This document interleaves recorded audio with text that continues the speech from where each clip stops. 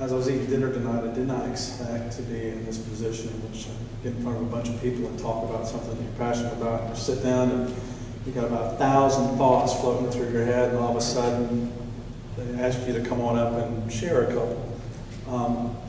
First and foremost, my name is Stuart Egan. I'm just a concerned citizen, amongst many things, like you are. And I believe foremost that we elect people to serve people, especially those people who can't help themselves like we can.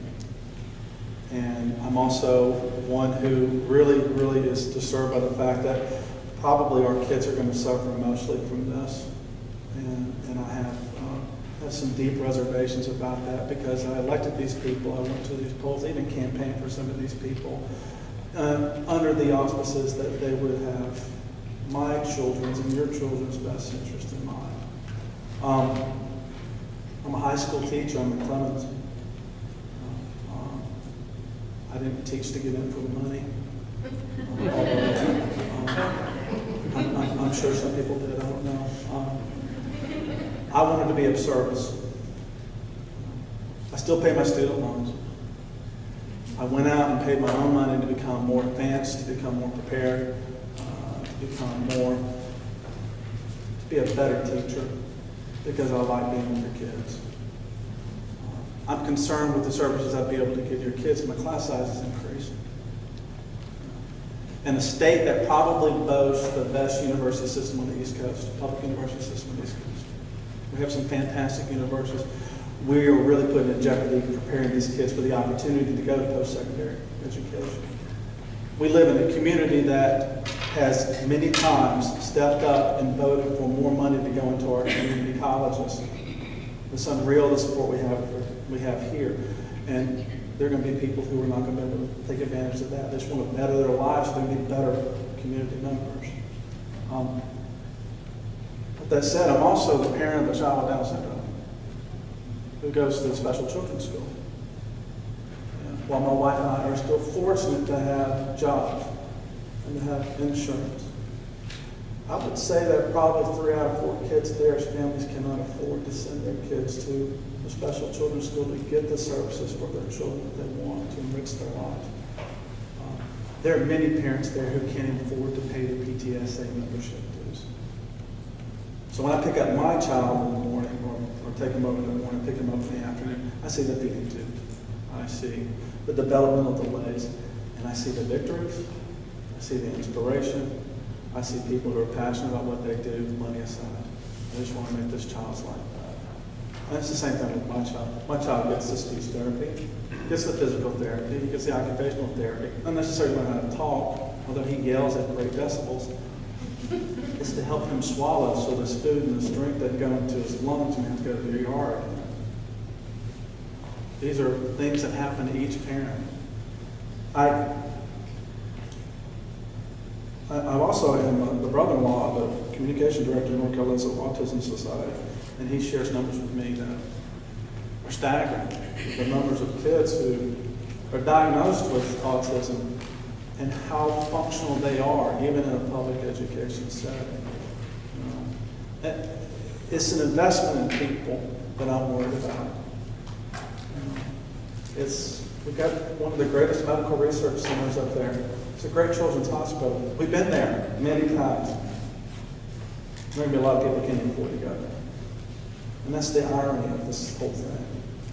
We go through a lot of legislations. Let's stop smoking here. Let's do this for preventative measures, so that we don't have to pay this later on. Well, here it is right here. Here's your investment in your future. You set things back 40 years, you're going to pay for it big time in many, many decades to come. I wanted to raise my kids here. I wanted to spend my money here. I wanted to buy a house here. I'm not from North Carolina. I'm a North Carolina girl. I like it up here. And the support in this particular community for kids with special needs is unreal.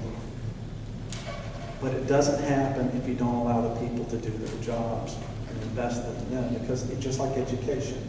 It's a student-teacher relationship that makes education go. It's not plug and play. It's back and forth. You increase those numbers, your child doesn't have a better chance to receive that special attention from what I believe are incredible educators in our public schools, no matter where you go. Think about it. It's for kids. Call, do whatever we need to. Thanks for letting me share.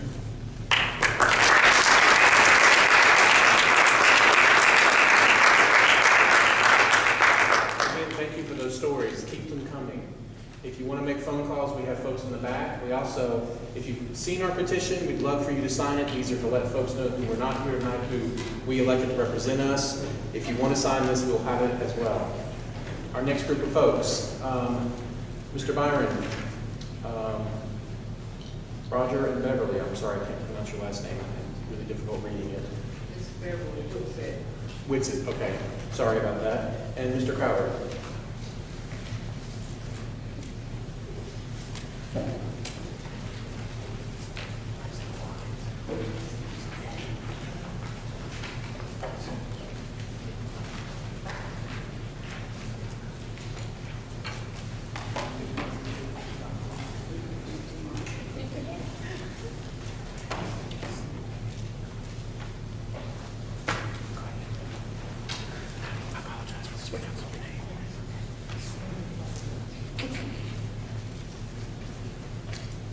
Hi, my name is Beverly Whitsett, and I'm a foster parent here at the Children's Home.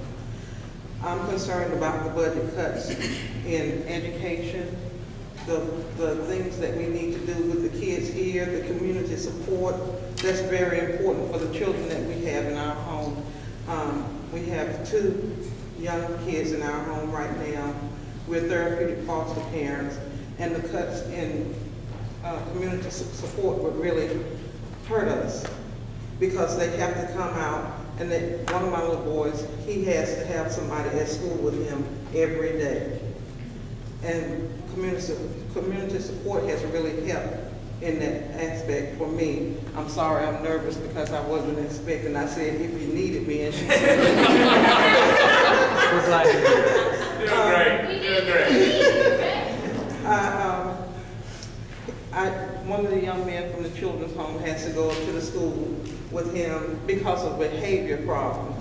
He's a bright young man, and I'm concerned about losing him to, quote unquote, the system if we don't keep these services in for this, for them to have the community support.